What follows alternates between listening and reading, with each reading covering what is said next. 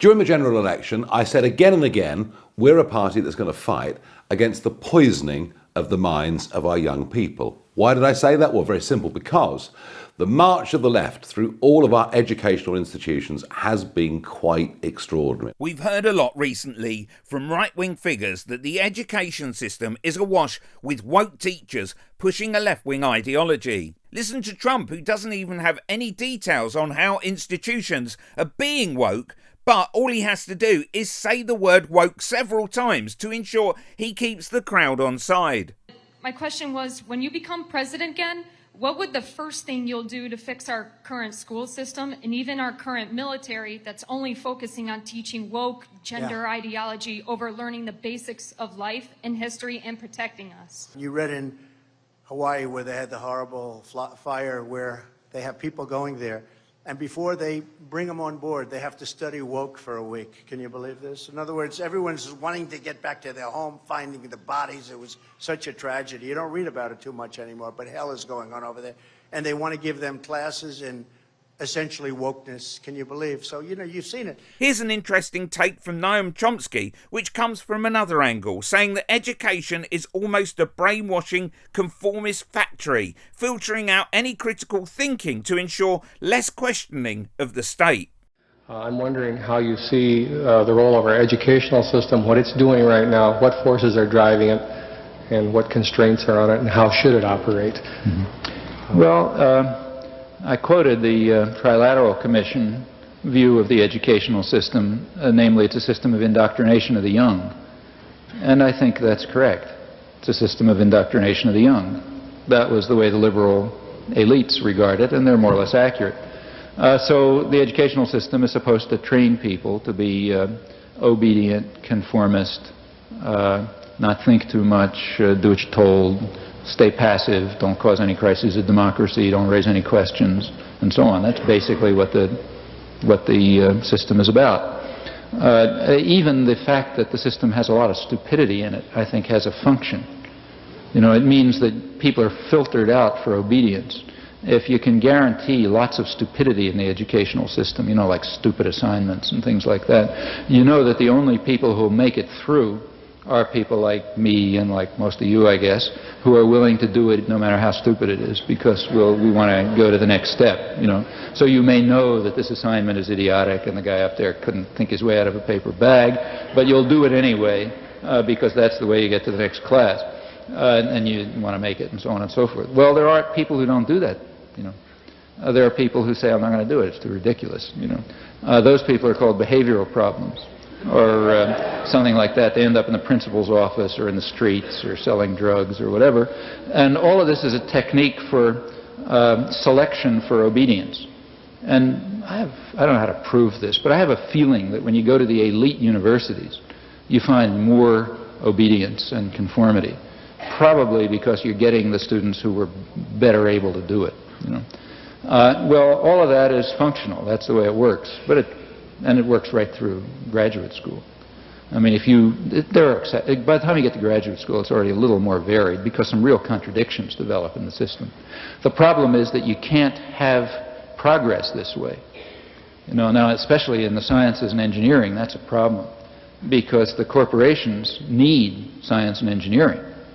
You know, if you don't have innovation, you're really in trouble. So they have to encourage creativity and independence because you can't get anywhere if you just copy what somebody told you. You have to be challenging things all the time, challenging everything, you know, and thinking new thoughts and so on. And there you got a real contradiction.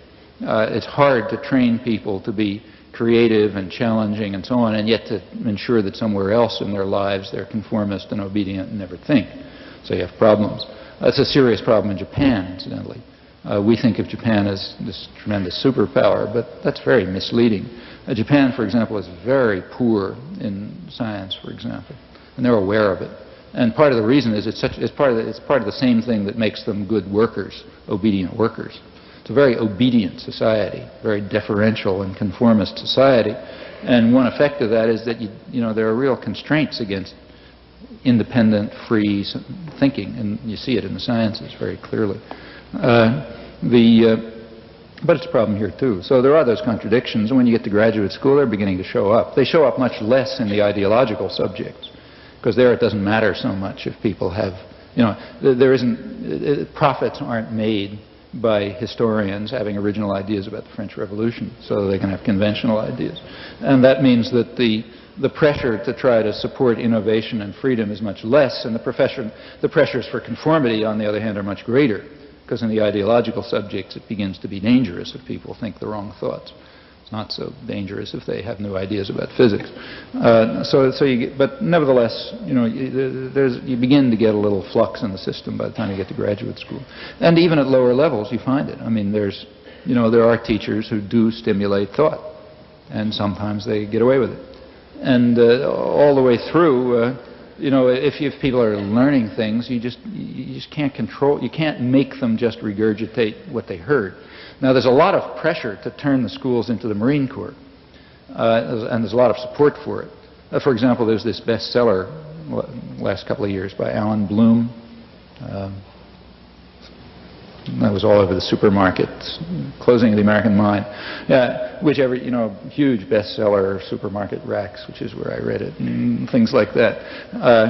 Well, you take a look at what he's saying, and there was plenty, a lot of enthusiastic accolades for it and so on.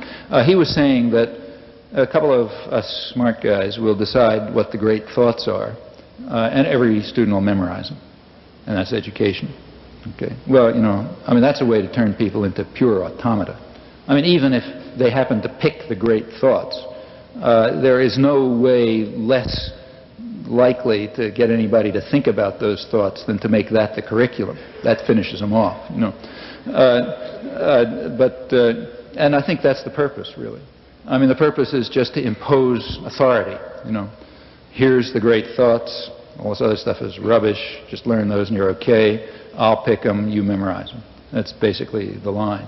Now, of course, that's the opposite of education. I mean, that's the way you study Talmud or something like that. But it's very popular, and I think it reflects the same concern over the crisis of democracy.